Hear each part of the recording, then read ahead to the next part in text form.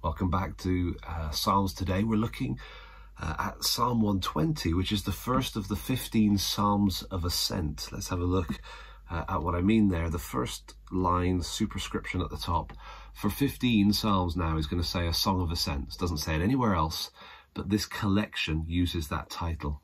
Could be referring to the pilgrim nature of Psalms, that these were used by pilgrims coming up to Jerusalem, or it could be used, or it could be referencing in terms of its use for festivals within Jerusalem. So as people are there worshipping, maybe it's speaking about the sort of progression up the steps of the temple or whatever. We're not going to wrestle with that too much. We're going to focus in on each psalm one by one. There is a structure to this section. These 15 psalms are arranged kind of like outside to in, a chiasm. And the central one is the only one that tells us its author. We'll see that when we get to 127. And so there's some kind of structuring going on. We're not going to focus on that. We're going to focus one psalm at a time, looking at one detail primarily in each psalm, and then one point of application. So here's 120. In my distress, I called to the Lord, and he answered me. Okay, there's the beginning. It's a reference back to God answering prayer. And you think, oh, this is a kind of a praise, a thanksgiving psalm. Not really. It's a bit more of a lament. The rest of it is kind of complaining about the difficulties that the psalm writer is experiencing and really crying out to God to do something about it. What's the difficulty? Well, here's the request: deliver me from lying lips, from a deceitful tongue. He's speaking about the context in which he lives. All right. And the context in which he lives is a context of people that lie and cheat and deceive and cannot be trusted, and whose intentions and purposes and motivations are completely opposite to the psalm writer. He's praying in this first part here that God would do something, kind of bring payment back, recompense back on his enemies. Let's look down at the end of the psalm, 5, 6, and 7. Very short after Psalm 119. But verses 5, 6, and 7, what we have here, interestingly, is 3 verses, 3 parallelisms, and it's kind of one example of each. The parallelisms that we haven't mentioned for a while, but they're the building block. And so you've got 3 types. You've got what we call synonymous, where the second line seems to be saying the same as the first. You've got synthetic, where the second line kind of develops the first, and you've got antithetical, where the second line is going in the opposite direction to the first. And you see those 3 right here. Okay, so woe to me that I sojourn in Meshech, that I dwell among the tents of Kedar. That seems like it's saying the same thing. I sojourn, I dwell, Meshech, Kedar, geographic references. We'll come back to that one. Too long have I had my dwelling. That then gets developed and moved forward among those who hate peace.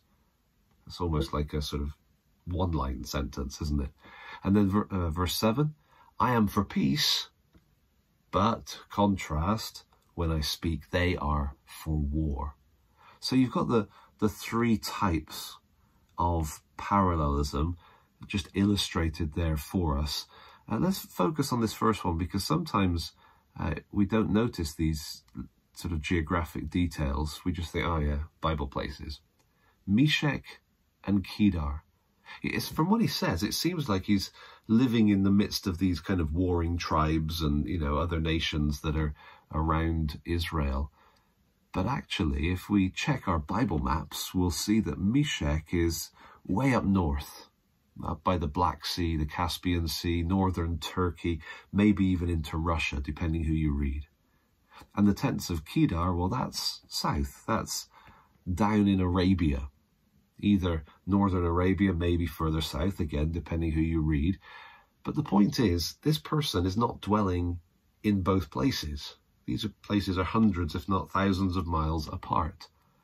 Maybe the reference here is to the fact that Israel as a nation and the people of Israel are kind of perched in the midst of a very antagonistic world.